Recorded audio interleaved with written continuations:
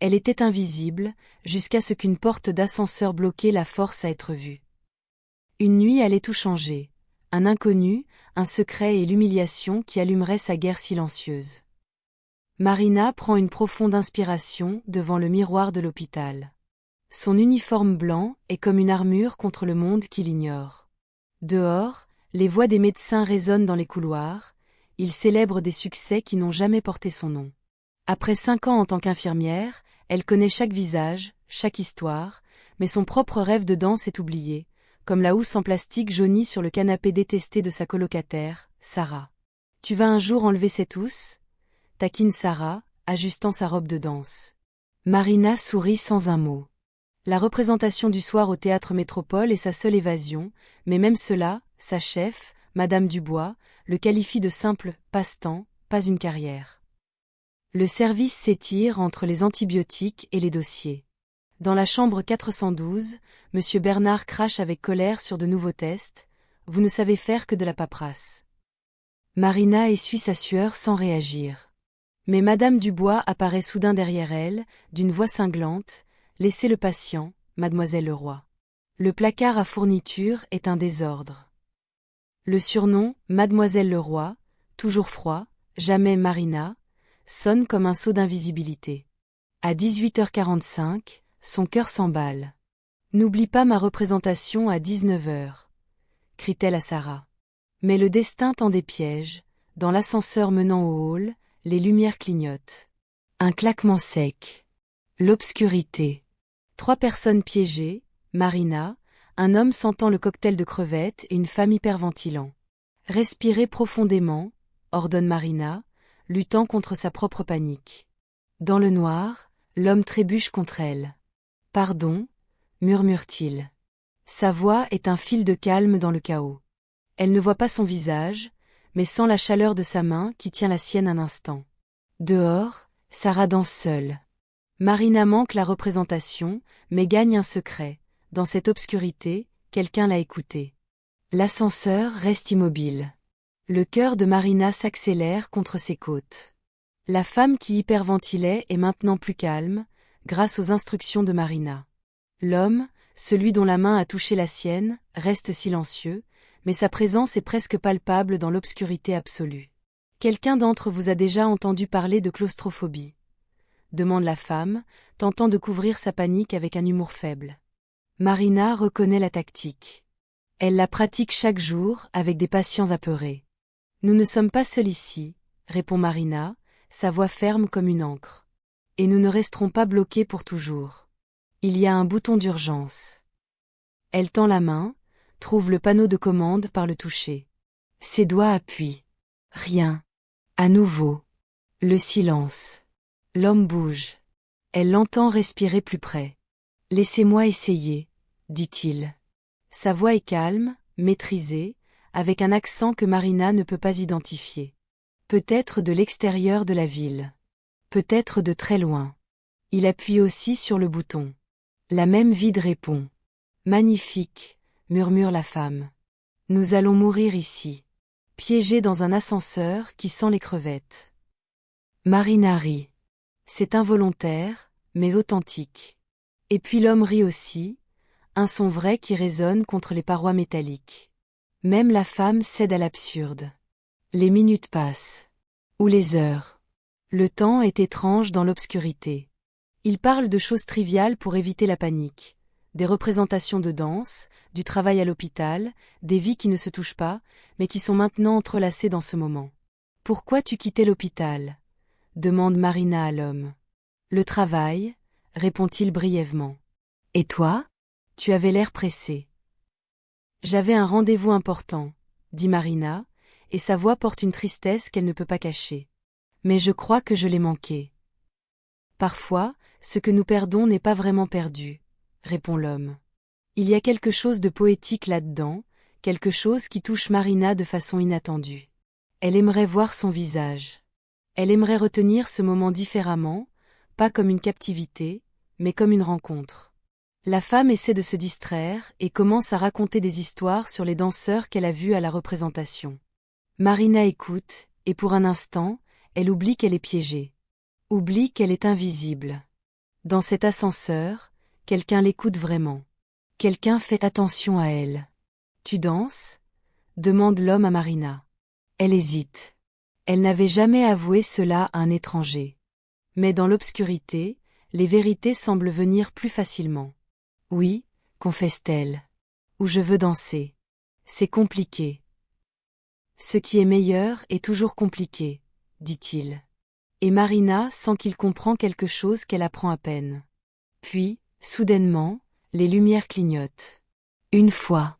2 fois. À la 3e, elle reste allumée. L'ascenseur se remet en mouvement, descendant lentement vers le hall. Marina voudrait dire quelque chose, mais les mots ne viennent pas. Merci de nous avoir gardés calmes, dit-il, se tournant vers Marina. Ses yeux rencontrent les siens pendant une seconde qui semble une éternité. De rien, murmure-t-elle. Il quitte l'ascenseur. La femme le suit. Marina reste derrière et le regarde disparaître par les portes vitrées du hall. Elle n'a jamais su son nom. Il n'a jamais demandé le sien. Quand Marina quitte enfin l'hôpital, l'horloge affiche 20h15. La représentation s'est terminée il y a 45 minutes. Marina va seule à l'arrêt de bus, mais elle ne se sent pas aussi invisible qu'avant. Quelqu'un l'a vue. Quelqu'un l'a écoutée. Et pour une raison qu'elle ne peut pas expliquer, cela change tout. Cette nuit-là, Marina ne peut pas dormir. Elle est allongée au lit et pense à la conversation dans l'ascenseur. Sa voix. La façon dont il a dit que ce qui est meilleur est toujours compliqué. Elle peint son visage mentalement, essayant de mémoriser chaque détail. Mais elle sait qu'elle ne le reverra probablement jamais. 3 jours plus tard, Marina arrive à l'hôpital pour son quart de jour. Madame Dubois l'appelle dans la salle de réunion avec un sourire qui n'atteint pas ses yeux. « Nous avons un nouveau médecin dans l'équipe », annonce-t-elle. Il arrive aujourd'hui. Le cœur de Marina s'accélère, mais elle ne sait pas pourquoi. C'est juste un nouveau médecin. Des centaines de personnes travaillent dans cet hôpital. Les chances sont infinitésimales. Mais quand il entre dans la salle, grand, avec ce même sourire contrôlé, ces mêmes yeux, Marina le reconnaît. C'est lui. L'homme de l'ascenseur. Il balaie la salle du regard et salue tout le monde. Quand ses yeux arrivent à Marina, il y a un moment d'hésitation. La reconnaît-il? Non. Son regard glisse sur elle, comme s'il passait devant un mur. Comme si elle était à nouveau invisible. Et à ce moment, Marina comprend. Pour lui, elle n'était qu'une voix dans l'obscurité. Une aide temporaire. Maintenant, à la lumière du jour, elle n'est qu'une autre infirmière dans un uniforme blanc. La douleur est plus aiguë qu'elle ne devrait l'être. Voici le docteur, Jonas Arnaud, présente Madame Dubois, sa voix pleine d'admiration, une admiration qu'elle n'a jamais réservée à Marina. Il vient de Paris et a déjà travaillé dans de grands hôpitaux. Jonas. C'est donc son nom. Marina observe pendant que Madame Dubois s'efforce de le présenter à tous, pendant que les autres infirmières échangent des regards. Il est exactement le genre d'homme qui attire l'attention, intelligent, beau, avec cette touche de mystère qui vient de quelqu'un qui a déjà vécu ailleurs. Mais il ne la voit pas. Et Marina, habituée à être invisible, sait exactement comment gérer cela, en prétendant ne pas le voir non plus. Les jours qui suivent sont un exercice de souffrance silencieuse. Marina voit Jonas chaque jour, dans les couloirs, à la salle de pause, pendant les réunions cliniques, et il ne la voit toujours pas. Ou plutôt, il la voit comme chaque autre infirmière, comme quelqu'un dont la fonction est d'exécuter les ordres, d'apporter les médicaments, de noter les signes vitaux. Un rouage dans la machine hospitalière. Madame Dubois, en revanche, semble avoir trouvé un nouveau passe-temps, se rapprocher de Jonas. Elle l'invite à prendre un café, propose de lui montrer les complexes de l'hôpital, rit de ses blagues avec une familiarité qui n'est pas authentique. Marina observe tout, pendant qu'elle change les pansements dans la chambre 414 et fait semblant de ne rien remarquer. « Tu as vu comment il a regardé ?» chuchote Céline, une autre infirmière, pendant qu'elle prépare les antibiotiques. « Je crois qu'il s'intéresse à elle. » Marina ne répond pas. Elle continue à organiser les flacons d'antibiotiques avec une précision exagérée, comme si chacun était une pièce d'un puzzle qu'elle pourrait réassembler différemment si elle essayait assez fort. Monsieur Bernard, Un patient arrivé avec des douleurs thoraciques et coincé avec un diagnostic flou devient le centre de l'attention de Marina. C'est un homme d'apparence irritable, méfiant envers les médecins, frustré par l'absence de réponse. Marina reconnaît en lui une version plus âgée d'elle-même, quelqu'un qui se sent invisible, dont les préoccupations ne semblent jamais être prises au sérieux. « Vous ne savez pas ce qui ne va pas chez moi », se plaint-il, tandis que Marina vérifie ses signes vitaux pour la 3e fois ce jour-là. Vous faites test après test, vous facturez une fortune, et rien. Absolument rien. Parfois, les réponses prennent du temps, dit Marina, sa voix remplie d'empathie qui va au-delà du professionnel. Mais ne renoncez pas. Quelqu'un finira par le découvrir. Il la regarde vraiment pendant un moment, comme s'il voyait une personne entière et non juste un uniforme. Tu y crois vraiment ? Demande-t-il. Je dois y croire, répond Marina. Sinon, pourquoi serions-nous ici ?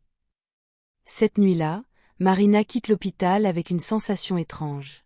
Sarah l'attend comme toujours dehors, avec son enthousiasme inépuisable. Tu as l'air différente, observe Sarah, tandis qu'elle se dirige vers l'arrêt de bus. Plus calme, plus triste. Je vais bien, dit Marina, mais le mensonge est évident. C'est à cause de ce nouveau médecin, n'est-ce pas ? Demande Sarah avec le ton de quelqu'un qui connaît déjà la réponse. Jonas. Tout le monde parle de lui. C'est rien, prétend Marina. Je ne le connais même pas. Mais Sarah connaît Marina depuis des années. Elle connaît son silence, ses esquives, la façon dont elle change quand quelque chose la blesse.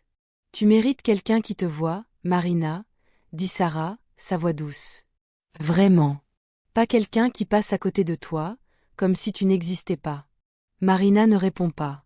Parce que la vérité, c'est qu'elle est déjà habituée à être invisible. C'est plus facile ainsi. Moins de déception. Moins de douleur. Une semaine plus tard, l'état de M. Bernard s'aggrave soudainement. Ses signes vitaux s'envolent, et il y a une urgence dans l'air que Marina reconnaît comme dangereuse. Jonas arrive en courant, avec le docteur. Laurent, un médecin senior qui fronce les sourcils en examinant les résultats. Infection progressive, dit Jonas, parcourant les dossiers. Mais le foyer n'est pas clair. Marina est là, observant, et quelque chose en elle se remue. Elle a vu quelque chose dans les symptômes de M. Bernard, une progression qui ne s'adapte pas parfaitement à un diagnostic évident. Elle veut parler, veut suggérer quelque chose, mais elle sait que ce n'est pas sa place. Les infirmières ne font pas de diagnostic. Les infirmières obéissent. Mais puis, tandis que Jonas se tourne pour partir, Marina parle. Docteur. Arnaud. Il s'arrête, la regarde, comme s'il la voyait pour la première fois. Peut-être le fait-il. Peut-être que l'urgence de la situation a finalement rendu son invisibilité transparente. Oui, dit-il, sa voix neutre. Les symptômes de M. Bernard, leur progression. Ne serait-ce pas compatible avec un lupus, étant donné son historique d'infections récurrentes et les problèmes rénaux qui ont commencé il y a quelques années? Jonas l'examine. Il y a un moment de silence qui semble durer une éternité. Tu suggères ? Seulement que c'est peut-être plus complexe que cela ne le paraît, dit Marina, sa voix ferme malgré son cœur qui s'accélère. Mais je ne suis qu'une infirmière. Tu es le médecin. Jonas se tourne complètement vers elle. Ses yeux l'examinent, comme s'il la voyait vraiment pour la première fois. Et peut-être le fait-il. Comment t'appelles-tu ? Demande-t-il. Marina, répond-elle. Marina Leroy. Eh bien, Marina Leroy, dit Jonas lentement, tu viens de décrire exactement ce que je pensais. Je vais demander des tests supplémentaires. Y compris des marqueurs complets du lupus. Il s'en va, laissant Marina avec une sensation étrange. Enfin, quelqu'un l'a vu. Enfin, quelqu'un l'a écouté. Mais ce n'était pas Jonas qui a vu Marina. C'était Jonas qui a vu une professionnelle compétente. Et d'une certaine façon, c'était à la fois mieux et pire. Madame Dubois apparaît quelques minutes plus tard, son visage une masque de colère à peine contenue. De quoi tu parlais avec docteur Arnaud ? Demande-t-elle, sa voix basse et dangereuse. C'était juste. Monsieur Bernard avait besoin d'attention, bégait Marina. Tu ne parles pas avec les médecins, sauf si c'est absolument nécessaire, dit madame Dubois en s'approchant. Et tu ne fais définitivement pas de diagnostic. Tu es une infirmière, pas une médecin. Sais-tu quelle est la différence? Marina le sait. Elle le sait très bien. La différence, c'est que les médecins sont vus. Les infirmières sont ignorées. Et si une infirmière essaie d'être vue, elle est punie. Je suis désolée, murmure Marina. Les excuses ne suffisent pas, dit madame Dubois. Tu travailleras le quart de nuit seule cette semaine. Et je vais surveiller chacun de tes gestes. Marina sent le sol disparaître sous ses pieds. Le quart de nuit est toujours chaotique, surtout seule. Mais elle acquiesce simplement et accepte la punition. Cette nuit-là, tandis qu'elle travaille seule dans les couloirs vides de l'hôpital, Marina se demande si c'était une erreur de parler. Si c'était mieux de rester invisible. Mais puis elle pense à monsieur Bernard, à comment il méritait des réponses, à comment sa voix, si petite soit-elle, était importante. Et elle décide que cela vaut peut-être la peine d'être vue, même si cela signifie affronter les conséquences. Les résultats arrivent 2 jours plus tard. Marina n'est pas présente quand les résultats sont analysés, mais elle entend la conversation dans le couloir entre Jonas et docteur Laurent. Son cœur s'accélère en reconnaissant les mots, lupus érythémateux systémique, progression cohérente, elle avait raison. Madame Dubois passe à côté de Marina à ce moment précis, son visage un mélange de frustration et de quelque chose qui ressemble dangereusement à de la jalousie. Marina comprend à cet instant que sa suggestion n'était pas seulement un acte de compétence, c'était une menace.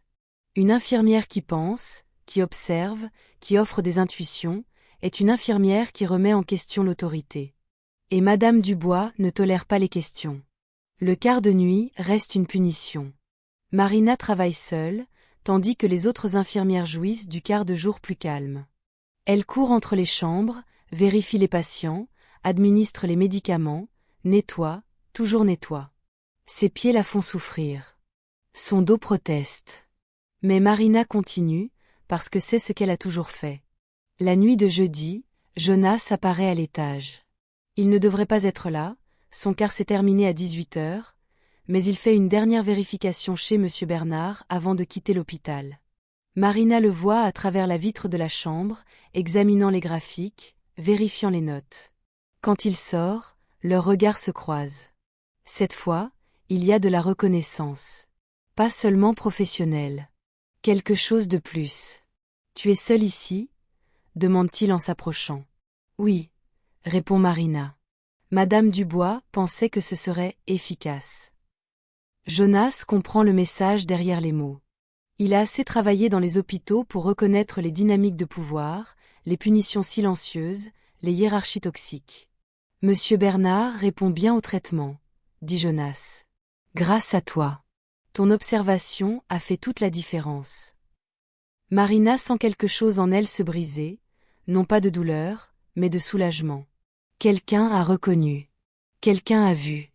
J'ai juste remarqué un schéma, murmure-t-elle. Exactement, dit Jonas. Tu as remarqué quelque chose que j'aurais presque manqué avec toute ma formation. C'est rare, Marina. Très rare. Il l'appelle par son prénom. Pas Leroy, pas infirmière, mais Marina. Et il y a quelque chose dans son ton qui suggère qu'il la voit vraiment. Pas comme un rouage dans la machine, mais comme une personne. Depuis combien de temps travailles-tu ici? Demande Jonas. 5 ans, répond Marina. Et personne n'a jamais remarqué ta compétence. Marina ne sait pas comment répondre. La vérité, c'est que beaucoup l'ont remarqué. Les patients, certains médecins, même docteurs. Laurent a commenté son dévouement. Mais dans un hôpital où les hiérarchies sont rigides, où on attend des infirmières qu'elles soient invisibles, la compétence féminine est souvent perçue comme une menace. Les gens remarquent ce qu'ils veulent remarquer, dit finalement Marina. Jonas reste silencieux un moment. Il y a quelque chose dans ses yeux qui suggère qu'il traite quelque chose, qu'il relie des points qu'il ne voyait pas avant. Tu devrais postuler pour le poste de chef d'étage, dit-il soudainement. Marina rit, mais s'éteint son amère. Madame Dubois est déjà la responsable des infirmières. Et cela ne lui plairait pas. Madame Dubois sera mutée, révèle Jonas. Dans un département administratif. Le poste sera vacant dans quelques semaines. Tu devrais postuler. Marina sent le sol trembler sous ses pieds. Pas de peur, mais d'espoir. Madame Dubois mutée? Cela signifierait la liberté. Cela signifierait une chance d'être vue, d'être entendue, d'avoir autorité sur ses propres décisions. Comment le sais-tu? Demande Marina. Parce que je l'ai recommandé, dit Jonas. Et parce que tu mérites cette chance. Plus que quiconque. Marina veut lui demander comment il peut être aussi certain, mais avant qu'elle ne puisse parler, son téléphone sonne. Une urgence à la cardiologie. Jonas doit partir. Pense à ce que j'ai dit, murmure-t-il avant de disparaître dans les couloirs. Marina reste seule, tenant le formulaire de candidature que Jonas a glissé dans sa poche. Un formulaire qu'elle ne savait pas qu'il avait. Et elle se demande si c'est un cadeau ou une malédiction. Parce que maintenant, elle ne peut pas ignorer la possibilité. Maintenant, elle doit envisager d'être vue. Les jours qui suivent sont une torture. Marina porte le formulaire dans son sac, lourd comme une encre. Et puis, vendredi, elle le trouve. « Pourquoi tu n'as pas soumis cela ?» demande Sarah en tenant le formulaire. « Comment l'as-tu eu ?» demande Marina, choquée. « Tu l'as laissé tomber. Et je l'ai lu. Marina, tu dois faire cela. Tu dois arrêter d'avoir peur. » Je n'ai pas peur, ni Marina, mais les deux savent que c'est un mensonge. Tu as peur d'être vue, dit Sarah, sa voix douce mais ferme. Tu as peur que si tu essaies, tu pourrais échouer. Mais sais-tu ce qui est pire? Échouer sans même essayer. Cette nuit-là, Marina soumet le formulaire à Docteur Laurent. Son cœur s'accélère tellement qu'elle est sûre qu'il peut l'entendre. Il la regarde avec surprise, puis avec quelque chose qui ressemble à de l'approbation. « Excellent, dit-il simplement. J'espérais que tu ferais cela. » Une semaine plus tard, elle est convoquée pour une entrevue. Son cœur s'accélère si vite qu'elle est certaine qu'elle va s'évanouir. Mais quand elle entre dans le bureau de Docteur Laurent, il sourit. « Tu as le poste, dit-il. Félicitations, Marina. Tu es maintenant chef d'étage. » Marina sent les larmes brûler ses yeux. Car c'est plus qu'elle n'a jamais osé espérer. C'est la reconnaissance. C'est le pouvoir. C'est la visibilité. Mais avant qu'elle ne puisse savourer ce moment, Docteur Laurent ajoute quelque chose qui change tout. Il y a une accusation, dit-il, et son ton devient grave. Contre toi. Marina sent son cœur s'arrêter. Quoi? Murmure-t-elle. Quelqu'un prétend que tu as obtenu cette promotion en utilisant ton influence auprès des médecins. Que tu as séduit Jonas pour avancer ta carrière. Que tu n'es pas qualifié pour ce poste. Marina se sent devenir glacée. Car elle reconnaît la voix derrière cette accusation. Léna. Toujours Léna. L'infirmière senior qui a toujours cru que le poste lui appartenait. C'est un mensonge, dit Marina, mais sa voix tremble. Je le sais, répond Docteur Laurent. Mais il y a une enquête formelle. Et jusqu'à ce qu'elle soit terminée, tu vas devoir prouver que tu mérites vraiment ce poste. Marina quitte le bureau avec une sensation de panique. Car elle comprend maintenant que devenir visible signifie aussi devenir une cible. Elena, qui a toujours été jalouse de Marina, a enfin trouvé une arme pour la détruire. Les premières semaines en tant que chef d'étage sont un tourbillon de responsabilités. Marina réorganise l'armoire à médicaments, enfin, met en place de nouveaux protocoles de communication entre les équipes et établit un système de suivi pour les patients de longue durée. Son travail est consciencieux, compatissant et efficace. Les patients le remarquent. Les médecins le remarquent. Même Docteur Laurent commente que l'hôpital semble fonctionner mieux depuis qu'elle a pris la responsabilité. Mais il y a un prix. Marina travaille plus d'heures que jamais.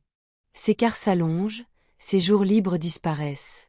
Sarah se plaint de ne plus la voir, que Marina se perd dans son travail. Et peut-être a-t-elle raison.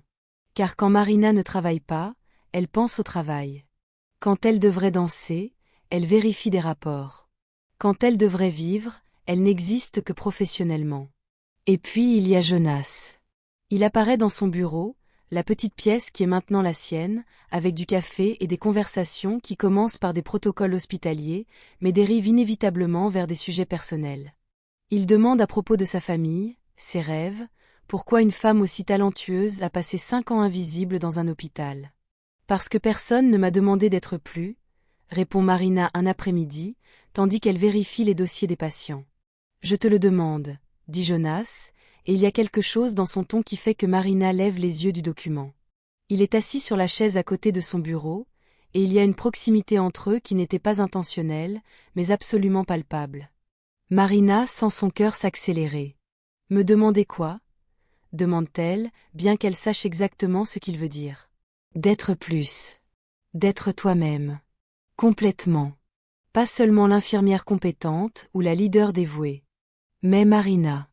La femme qui danse, qui rêve, qui aurait dû être vue depuis longtemps. Marina se recule et crée de la distance. Car elle reconnaît le danger dans ce moment. Elle reconnaît qu'en s'autorisant à sentir quelque chose pour Jonas, une porte s'ouvre qu'elle a gardée fermée pendant des années. « Je ne peux pas, » murmure-t-elle. « Pourquoi ?» demande Jonas. « Parce que tu es intéressé par quelqu'un d'autre, » dit Marina, et les mots sortent avant qu'elle puisse les arrêter. Cette femme dans l'ascenseur. Celle que tu as cherchée pendant des semaines. Tu ne penses pas que j'ai remarqué ? Jonas reste silencieux. Et puis, lentement, il sourit. C'est un sourire triste, résigné. Tu as tout remarqué, n'est-ce pas ? demande-t-il. C'est mon métier de remarquer, répond Marina. Non. C'est ton don de remarquer. Et oui, j'ai cherché cette femme. Parce qu'elle m'a vraiment vue cette nuit-là dans l'ascenseur. Et après, elle a disparu.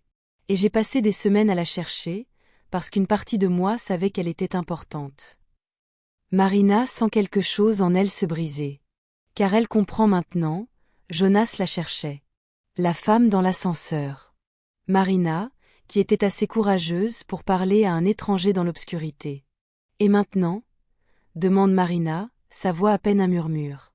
Maintenant, je comprends qu'elle était ici tout ce temps, dit Jonas. Qu'elle n'a jamais disparu. Seulement redevenue invisible. Et j'ai été trop stupide pour la reconnaître. Ils s'approchent, et Marina ne se recule pas cette fois.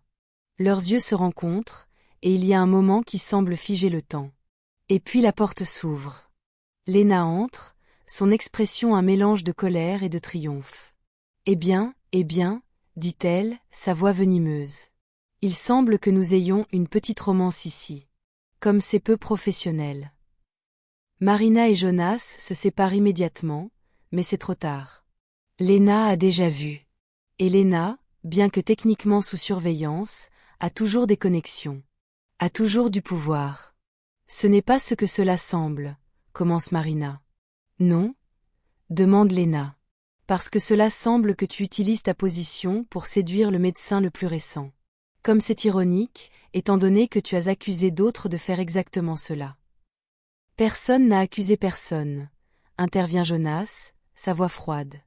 Et ma relation avec Marina est exactement cela. Ma relation. Ce ne sont pas tes affaires. Tout ce qui se passe dans cet hôpital est mes affaires, dit Léna, et il y a quelque chose de sinistre dans son sourire. Surtout quand il s'agit de conflits d'intérêts. Tu l'as recommandé pour ce poste, Jonas. Et maintenant vous êtes ensemble. Je pense que docteur Laurent aimerait le savoir. Elle s'en va, laissant un silence lourd derrière elle. Marina sent la panique monter. Car elle comprend ce que Léna fait. Elle crée une narration. Elle suggère que Marina n'a pas obtenu la position à cause de ses mérites, mais à cause de sa proximité avec Jonas. C'est une accusation qui peut tout détruire, sa carrière, sa réputation, sa crédibilité. Elle bluffe, dit Jonas, mais même lui semble incertain. Non, elle ne bluffe pas, répond Marina. Elle crée du doute. Et le doute est tout ce dont elle a besoin pour me détruire. Marina passe la nuit éveillée, examinant chaque décision qu'elle a prise, chaque recommandation qu'elle a reçue, chaque moment où Jonas l'a aidée. Et oui, il y a un conflit d'intérêts. Oui, il l'a recommandée. Oui, ils sont proches. Mais aucune de ces choses ne signifie qu'elle ne méritait pas la position. Ou le méritait-elle? C'est la question qui la hante. Car maintenant, avec le doute planté, Marina ne peut plus faire confiance à son propre succès. Ne peut plus être sûre qu'elle a été vue pour sa compétence ou seulement pour sa proximité avec Jonas. 2 jours plus tard, elle est convoquée à une réunion avec Dr. Laurent. Son cœur s'accélère si vite qu'elle est sûre qu'elle va s'évanouir. Mais quand elle entre dans son bureau, Dr. Laurent sourit. J'ai reçu une plainte, dit-il, à propos d'un conflit d'intérêts concernant ta promotion. Marina sent le sol disparaître sous ses pieds. Je peux expliquer, commence-t-elle. Tu n'as pas besoin, l'interrompt Dr. Laurent. Car j'ai examiné tous tes dossiers, toutes tes évaluations de performance des 5 dernières années. Marina, tu aurais dû être promue bien avant cette promotion. Jonas a seulement accéléré un processus inévitable. Marina sent des larmes brûler ses yeux. Donc je ne serai pas retirée. Retirée? Non. Mais je serai honnête avec toi, il y a des gens dans cet hôpital qui ne veulent pas te voir réussir. Des gens qui se sentent menacés par une femme compétente, qui ne se laisse pas intimider par les hiérarchies. Léna en est une. Et elle va réessayer.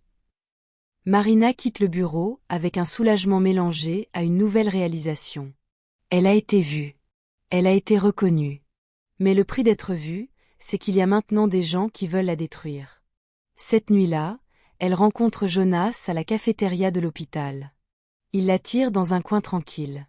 « Ça va ?» demande-t-il. « Je ne sais pas », répond Marina honnêtement. « J'ai peur, Jonas. Peur que tout cela disparaisse. Peur que tu disparaisses. »« Je ne vais pas disparaître, » dit Jonas, et il y a une conviction dans sa voix que Marina veut croire. « Mais tu dois comprendre quelque chose. Je ne suis pas ici parce que tu es invisible. Je suis ici parce que tu es visible. Parce que tu es forte. Parce que tu aurais dû être vue depuis longtemps. » « Et si je ne suis pas aussi forte que tu le penses ?» demande Marina. « Alors nous serons forts ensemble, » répond Jonas. Et à ce moment, Marina permet à l'espoir d'entrer dans son cœur. Permet de croire que peut-être, juste peut-être, elle peut avoir tout, la carrière, le respect, l'amour. Peut-être qu'elle n'a pas à choisir entre être vue et être en sécurité. Peut-être qu'elle peut être les deux. Le gala de collecte de fonds de l'hôpital est un événement annuel que Marina a toujours évité. Des femmes dans des robes chères, des hommes en smoking, des conversations superficielles sur les dons et le prestige. Tout ce qui la rendait plus invisible. Mais cette fois, en tant que chef d'étage, sa présence est attendue. Sarah la traîne ce week-end dans un magasin de mode. « Tu vas briller », insiste Sarah en tenant une robe bleue foncée contre le corps de Marina. Tu vas entrer dans cette salle et tout le monde remarquera que tu existes. Je ne veux pas que tout le monde me remarque, proteste Marina. Je veux juste y aller, rester inaperçue et partir. Bien sûr que tu veux cela, dit Sarah avec ce sourire qu'elle connaît, le sourire de quelqu'un qui te connaît mieux que tu ne te connais toi-même. Tu veux que Jonas te remarque.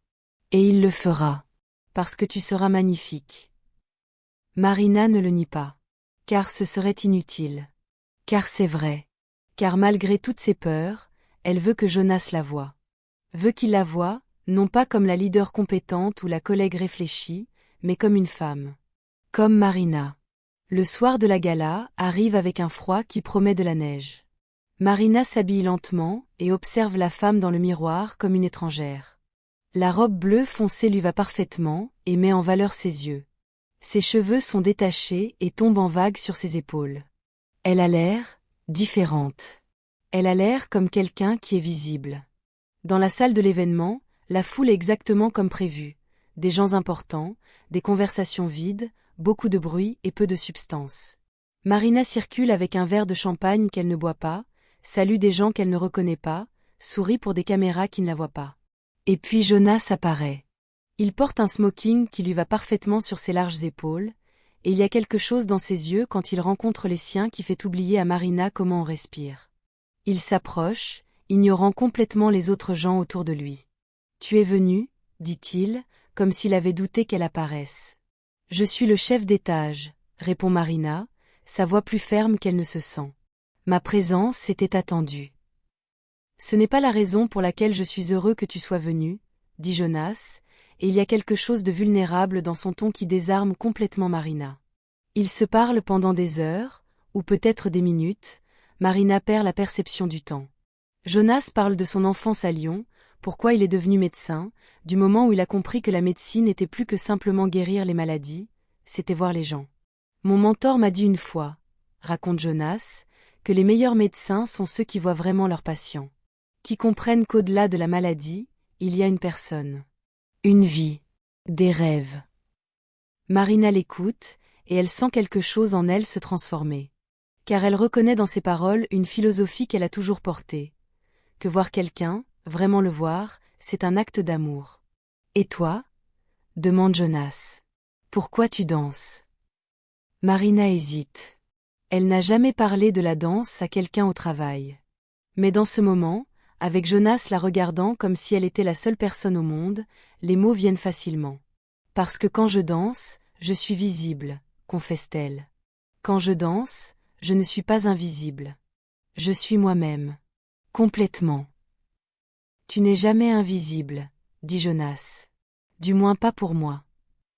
Il la prend par la main et la guide loin de la foule, sur une terrasse tranquille où l'air est froid et presque purificateur. La neige commence à tomber, des flocons blancs qui couvrent le monde dans le silence. Et Marina se sent, pour la première fois depuis longtemps, comme si elle était dans un film, dans un moment si parfait qu'il ne peut pas être réel. Mais il l'est. Il est réel. Et il lui appartient. Je veux te connaître mieux, dit Jonas, tandis qu'il marche. Je veux tout savoir sur toi. Tes rêves, tes peurs, tes espoirs. Je veux savoir pourquoi tu es si extraordinaire. Parce que personne ne m'a jamais demandé d'être plus, répond Marina, répétant les mots qu'elle a dit avant. Jusqu'à toi. Eh bien, je te le demande maintenant, dit Jonas. Sois plus, Marina. Sois tout ce que tu peux être. Et laisse-moi être ici pour te voir le faire. Cette nuit-là, Marina rentre à la maison avec un cœur si plein qu'elle craint qu'il n'explose. Car enfin, elle n'est pas invisible. Enfin, elle est vue. Et encore mieux, elle est aimée. Mais il y a une ombre qui grandit dans les marges de cette félicité. Léna n'a pas disparu. Léna n'a pas accepté sa défaite. Léna prépare quelque chose. Marina le sent dans les regards que Léna jette quand elle passe à l'hôpital. Le sent dans les chuchotements qui s'arrêtent quand elle entre dans une pièce. Le sent dans la façon dont certains documents disparaissent de son bureau, pour réapparaître plus tard légèrement modifiés. Une semaine avant Noël, tout explose. Marina arrive au travail pour trouver une lettre dans son bureau. C'est de la part du département des ressources humaines. Il y a une plainte formelle, conflit d'intérêts, abus de pouvoir, népotisme dans l'embauche de personnel. Et le plus dévastateur, il y a une accusation que Marina a utilisé sa position pour favoriser Jonas dans les décisions cliniques. Marina lit la lettre 3 fois, espérant que les mots changent. Espérant qu'elle a du sens. Mais il ne le fait pas. Car elle sait exactement qui est derrière cela. Léna. Toujours Léna. Docteur. Laurent l'appelle dans son bureau. Son visage est un mélange de préoccupation et de quelque chose qui ressemble à de la déception. « Tu sais de quoi il s'agit » demande-t-il. « Oui » répond Marina, sa voix faible. « C'est Léna. Elle essaie de me détruire. »« Peut-être, » dit docteur. « Laurent. Mais il y a des problèmes légitimes ici, Marina. Tu as recommandé 3 infirmières pour des postes après que Jonas ait suggéré qu'elles étaient compétentes. Tu as approuvé une augmentation de budget pour le département de cardiologie, où Jonas travaille. Ce ne sont pas des crimes, mais ils semblent suspects. Parce que je fais confiance au jugement de Jonas, dit Marina. Parce que c'est un médecin éthique et ses recommandations sont toujours basées sur le mérite. Elle s'arrête. Car elle reconnaît comment cela semble. Comme c'est manipulé. Je comprends, dit docteur. Laurent. Mais il y a une enquête. Et jusqu'à ce qu'elle soit terminée, je vais te demander de... De quoi ? Demande Marina, sa voix brisant. De prendre du recul. De ne pas prendre de décision majeure. de laisser quelqu'un d'autre superviser temporairement. Marina sent le sol disparaître sous ses pieds. Car elle comprend ce que cela signifie. Elle comprend que tout ce qu'elle a construit, tout ce qu'elle a combattu, est maintenant en danger. Plus tard ce jour-là, elle trouve Jonas à la cafétéria. Il la tire dans un coin tranquille. « J'ai entendu parler de l'enquête, » dit-il. « Marina, je suis désolé. C'est ma faute. Si je n'avais pas... » « Non, » l'interrompt Marina. « Ce n'est pas ta faute. C'est Lena. Elle essaie de nous détruire tous les deux. »« Alors je vais partir, » dit Jonas. « Quoi ?» chuchote Marina. « Je vais quitter l'hôpital. Je vais chercher une autre position. Ailleurs. Si je m'en vais, le conflit d'intérêts disparaît. Si je m'en vais, ils ne peuvent rien t'accrocher. »« Non, » dit Marina, sa voix soudainement ferme. « Tu ne peux pas partir. Tu ne peux pas m'abandonner pour me protéger. C'est injuste. »« C'est injuste que tu sois détruite parce que je suis ici, » répond Jonas. « C'est injuste que ta carrière soit ruinée parce que nous nous aimons. Je ne peux pas le permettre, Marina. »« Alors je vais partir aussi, » dit Marina. « Nous pouvons tous les deux partir. Nous pouvons recommencer ailleurs. »« Non, » dit Jonas, et il y a une douceur dans son ton qui blesse Marina plus que n'importe quelle colère ne le pourrait. « Tu aimes ce travail. Tu aimes les patients. Tu aimes être vu. Je ne peux pas te l'enlever. »« Tu m'enlèves plus en partant, » dit Marina. « Tu me laisses seule pour combattre cela. Tu me laisses seule, tout comme tous les autres. » Elle quitte la pièce, laissant Jonas seul. Et quand elle rentre à la maison ce soir-là, elle s'autorise à pleurer. Car elle comprend enfin que même l'amour peut être une forme d'invisibilité. Que même quand quelqu'un te voit, il peut toujours te quitter. Marina passe les jours suivants à rassembler des documents. Chaque recommandation qu'elle a faite, chaque décision qu'elle a prise, chaque approbation qu'elle a signée, tout est méticuleusement organisé dans des dossiers, avec des dates, des justifications et du contexte. Car elle comprend maintenant que la seule façon de combattre les accusations, c'est avec des faits. Avec la vérité. Sarah l'aide, assise à côté d'elle à la table de la cuisine et organisant les papiers jusqu'à tard dans la nuit. « Tu es forte, » observe Sarah en regardant Marina travailler. « Plus forte que tu ne le sais. »« Je ne me sens pas forte, » répond Marina, ses yeux rouges de fatigue. « Je me sens comme si je me noyais. »« Mais tu nages, » insiste Sarah. « Tu combats. Et c'est tout ce qui compte. » Le lundi, Marina demande une réunion avec Dr. Laurent. Il la reçoit dans son bureau, et il y a quelque chose dans son expression qui suggère qu'il sait déjà ce qu'elle va dire. « J'ai des preuves, » commence Marina en étalant les documents sur son bureau. « De chaque recommandation que j'ai faite, de chaque décision que j'ai prise. Toutes sont basées sur le mérite. Toutes sont documentées. Toutes sont justifiées. » Docteur. Laurent examine les papiers lentement. Son visage reste neutre, mais Marina peut voir qu'il est impressionné. « C'est très complet, » dit-il finalement. « Parce que c'est la vérité, » répond Marina. « Tout ce que j'ai fait était juste. Tout ce que j'ai fait était dans le meilleur intérêt de l'hôpital.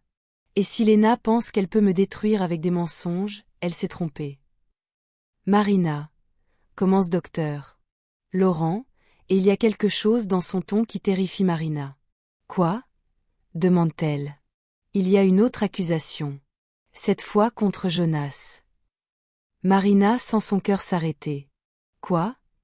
murmure-t-elle. Elle prétend que Jonas a recommandé des procédures inutiles pour les patients, juste pour augmenter la facturation de l'hôpital. Qu'il a utilisé sa position pour un gain financier personnel. Marina sent la colère monter dans sa poitrine comme une vague. « C'est un mensonge, » dit-elle, sa voix tremblante. « Jonas est un médecin éthique. Il ne ferait jamais cela. »« Peut-être, » dit Docteur Laurent. « Mais maintenant, il y a une enquête contre lui aussi. Et si tu continues à défendre Jonas, tu te rapproches toi-même du soupçon. » Marina comprend le message. Si elle soutient Jonas, elle devient elle-même suspecte. Si elle l'abandonne, elle le trahit. C'est un piège parfait. Et Lena l'a brillamment tendu. Mais Marina refuse de jouer ce jeu. Elle refuse de sacrifier quelqu'un qu'elle aime pour sauver sa carrière. Parce que si elle le fait, elle devient invisible à nouveau. Elle devient la femme qui abandonne les autres pour survivre. Je vais le défendre, dit Marina fermement. Parce que c'est la bonne chose à faire.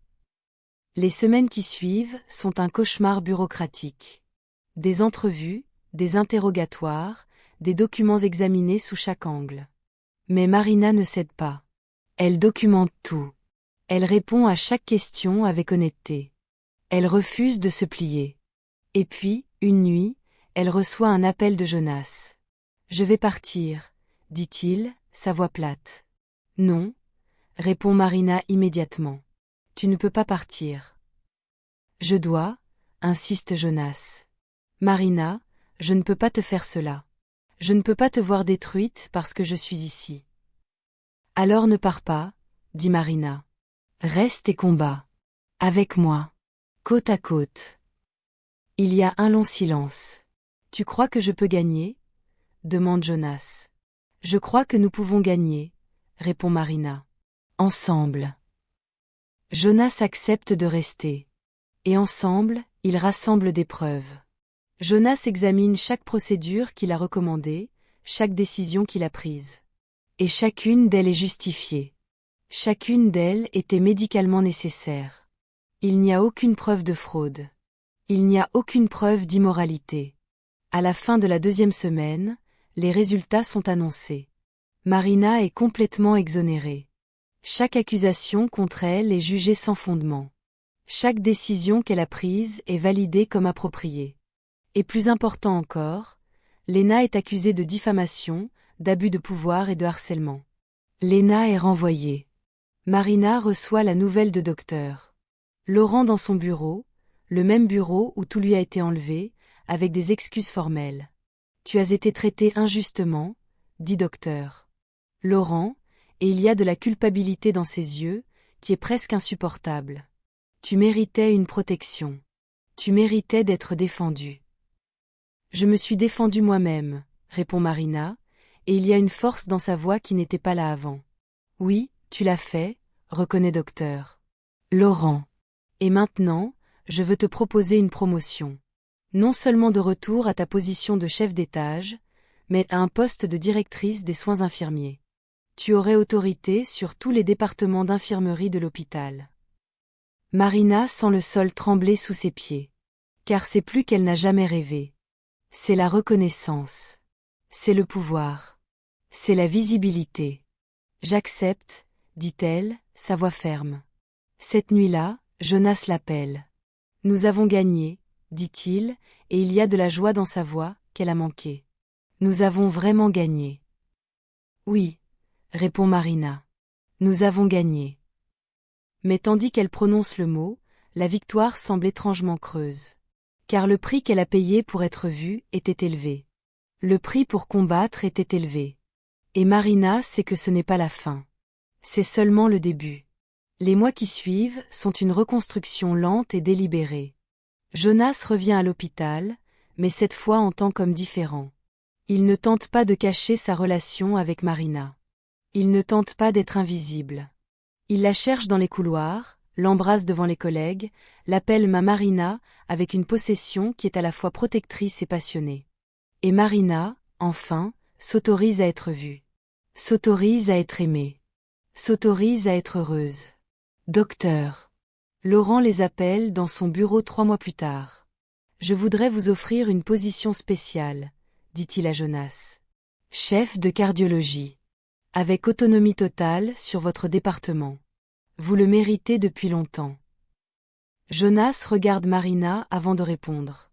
C'est comme s'il demandait la permission, comme si sa carrière n'importait plus que sa présence dans sa vie. « J'accepte, » dit-il finalement. « Avec une condition. »« Laquelle ?» demande docteur. Laurent. Que Marina soit consultée dans toutes les décisions qui affectent les soins infirmiers. Que sa voix soit entendue. Qu'elle ne soit jamais plus invisible. Docteur. Laurent sourit.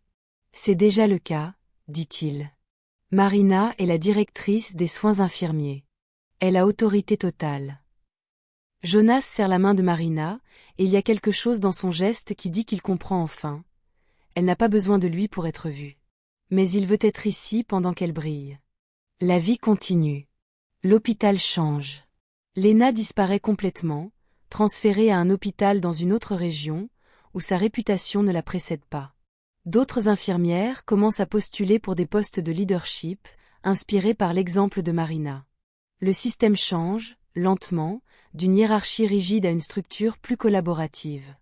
Et Marina danse à nouveau. Non pas professionnellement, pas encore. Mais les fins de semaine, elle et Sarah vont à des cours de danse contemporaine. Et il y a quelque chose dans son corps quand elle se déplace qui est pur, qui est libre, qui est enfin elle-même. Jonas la regarde danser un soir, assis dans les gradins du studio, avec un sourire qui est pure admiration. « Tu es magnifique », dit-il quand elle descend de la scène, en sueur et essoufflée. « Je suis forte », corrige Marina, mais elle sourit. « Tu es les deux », dit Jonas. « Tu es tout. » À la veille de Noël, 1 an après le jour où Jonas est apparu à sa porte, Marina et Jonas sont à la maison. Le canapé a toujours cette housse en plastique jaunie. Marina a décidé de la garder comme un rappel de l'endroit où tout a commencé. Il y a un sapin de Noël dans le coin, décoré de lumière qui clignote doucement. Il y a des cadeaux en dessous, enveloppés dans du papier rouge. Sarah arrive avec du vin et des biscuits faits maison. Ils s'assoient ensemble, et tandis qu'ils mangent et rient et se racontent des histoires, Marina se sent enfin à sa place. Car elle comprend maintenant que tout ce qu'elle a traversé, l'invisibilité, la lutte, la douleur a eu un sens. Tout a mené à ce moment. À cette vie. À cette famille qu'elle s'est construite. « Je suis fière de toi », dit Sarah à Marina, tandis que Jonas est dans la cuisine. « Tu as combattu. Tu n'as pas renoncé. Tu n'es pas devenu invisible. »« Je suis encore en train de combattre », dit Marina. « Je suis encore en train d'apprendre à être vue. »« C'est tout ce qui compte », répond Sarah. « Pas que tu sois parfaite, mais que tu essaies. » Jonas revient avec du dessert, et ils mangent ensemble. Et Marina, tandis qu'elle mange et rit et profite de la compagnie de ces gens qu'elle aime, s'autorise à croire que peut-être, juste peut-être, elle a enfin trouvé un endroit où elle peut être vue, être aimée, être elle-même. Mais alors qu'ils finissent le repas, Jonas se lève. Son cœur s'accélère. Il y a quelque chose dans son expression qui suggère que ce moment est différent. Que ce moment change tout. « Marina, » dit-il, sa voix tremblante. « Il y a quelque chose que je veux te demander. » Il sort une petite boîte de sa poche. Marina sent son cœur s'arrêter. « Je sais que nous avons traversé beaucoup. Je sais que nous avons failli nous perdre. Mais tu m'as appris quelque chose d'important, que voir quelqu'un, vraiment le voir, c'est un acte d'amour. Et je veux te voir pour le reste de ma vie. Je veux te voir danser, te voir réussir, te voir briller. Je veux te voir être toi-même, complètement, sans peur. » Il ouvre la boîte. À l'intérieur, il y a une bague, simple, élégante, parfaite. « Marina Leroy, veux-tu m'épouser ?» Marina sent les larmes brûler ses yeux. Car c'est le moment qu'elle a toujours rêvé, mais jamais osé espérer. C'est la reconnaissance ultime. C'est l'amour qui dit « Tu es vue, tu es aimée, tu es importante. » « Oui, » murmure-t-elle. « Oui, je veux t'épouser. » Jonas glisse la bague à son doigt, et Sarah crie de joie. Ils s'embrassent, et Marina sent que tout est enfin en place. Que tout ce qu'elle a combattu, tout ce qu'elle a enduré, a mené à ce moment. Cette nuit-là, Marina ne peut pas dormir. Elle regarde la bague à son doigt, brillant sous la lumière des lumières de Noël. Et elle pense à la femme qu'elle était, invisible, silencieuse, acceptant d'être ignorée. Et elle pense à la femme qu'elle est devenue, visible, forte, aimée. Et elle comprend que la transformation n'a pas commencé quand Jonas l'a vue. Elle a commencé quand elle s'est vue elle-même. Quand elle a décidé qu'elle méritait d'être vue. Quand elle a choisi de combattre pour sa place au monde. Jonas est endormi à côté d'elle, sa main tenant la sienne. Et Marina se sent enfin en sécurité.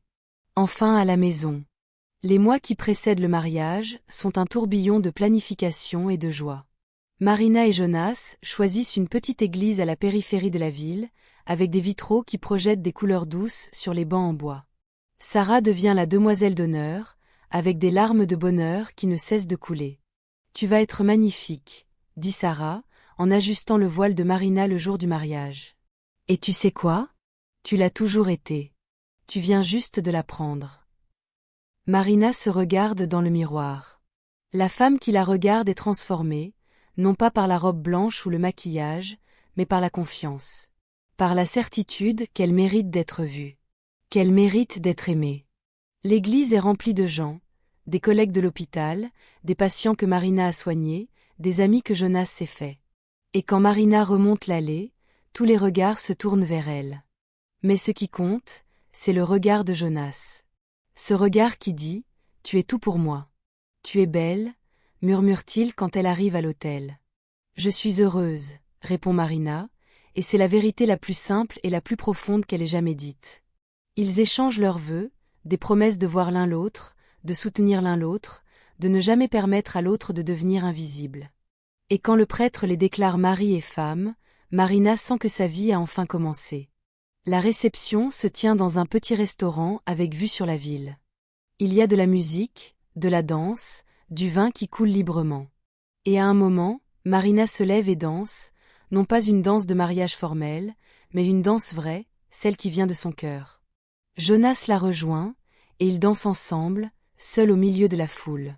« Je t'aime, dit Jonas, tandis qu'il se balance. « Je sais, répond Marina. Et c'est merveilleux. » Les années qui suivent sont une construction lente et délibérée d'une vie ensemble. Marina et Jonas achètent une petite maison avec un jardin. Il y a un studio de danse au 2e étage, un espace que Marina transforme en sanctuaire personnel. Les murs sont peints en rose pâle, et il y a des miroirs qui reflètent la lumière du soleil qui entre par les grandes fenêtres. C'est là que Marina commence à enseigner. Elle crée des cours de danse pour les femmes, des femmes qui, comme elle, se sentent invisibles.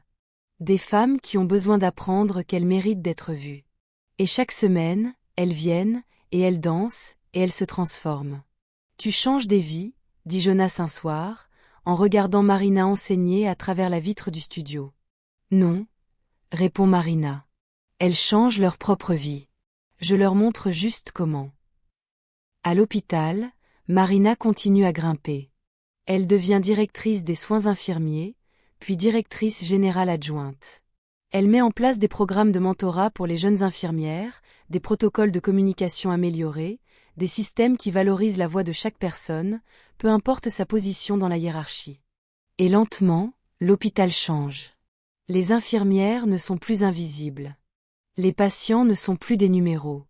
Il y a une humanité dans chaque interaction, une reconnaissance que chaque personne a une valeur. Jonas, de son côté, devient un médecin respecté, non pas seulement pour ses compétences, mais pour sa compassion. Il écoute ses patients. Il voit leurs peurs.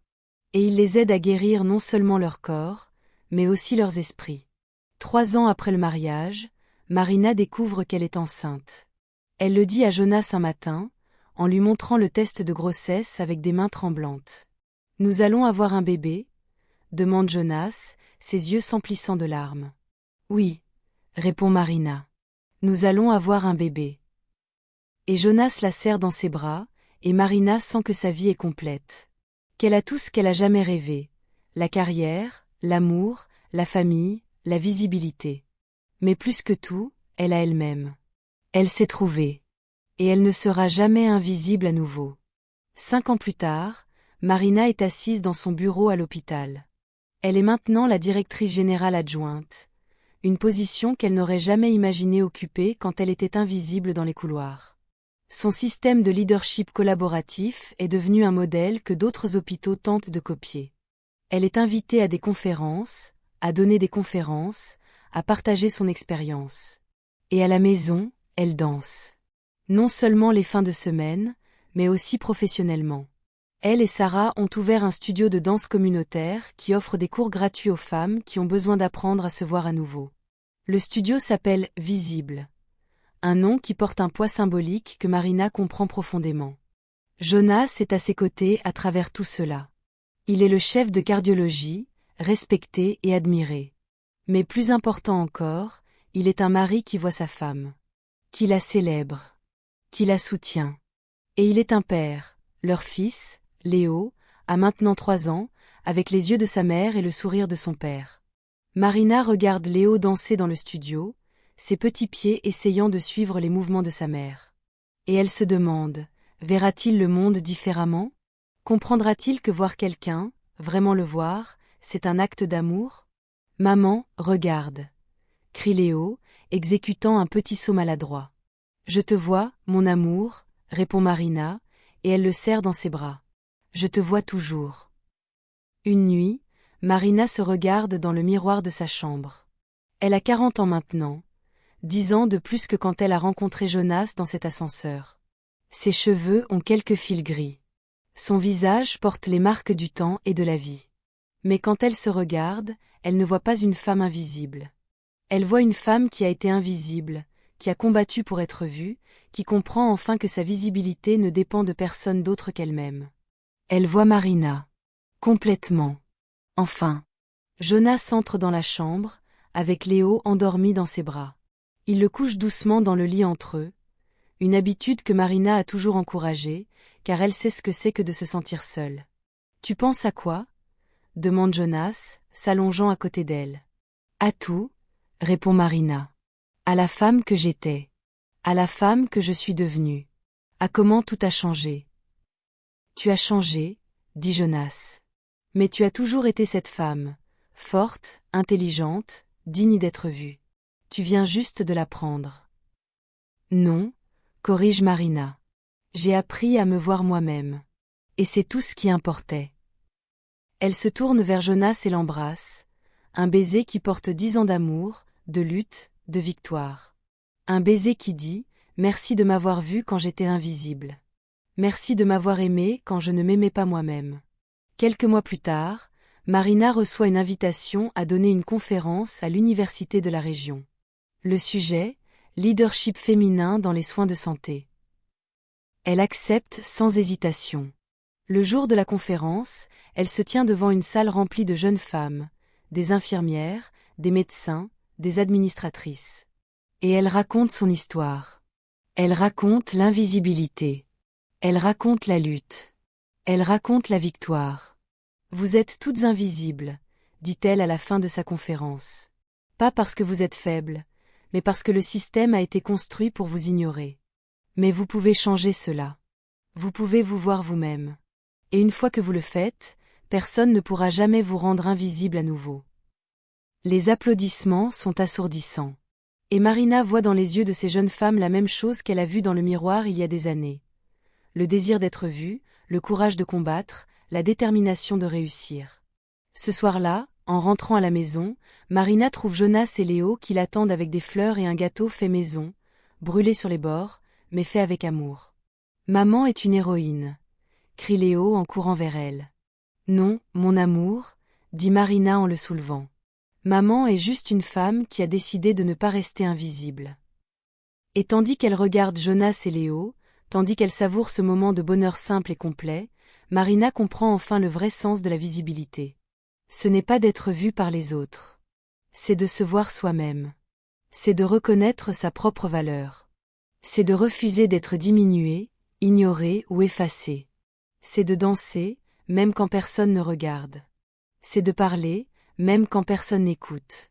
C'est de vivre, même quand le monde essaie de te rendre invisible. Et Marina, cette femme qui a commencé comme une infirmière invisible dans un hôpital, qui a été punie pour avoir osé parler, qui a été accusée de ne pas mériter sa place. Marina sait maintenant qu'elle a toujours mérité sa place. Elle a toujours été digne d'être vue. Elle vient juste de prendre le temps de le découvrir.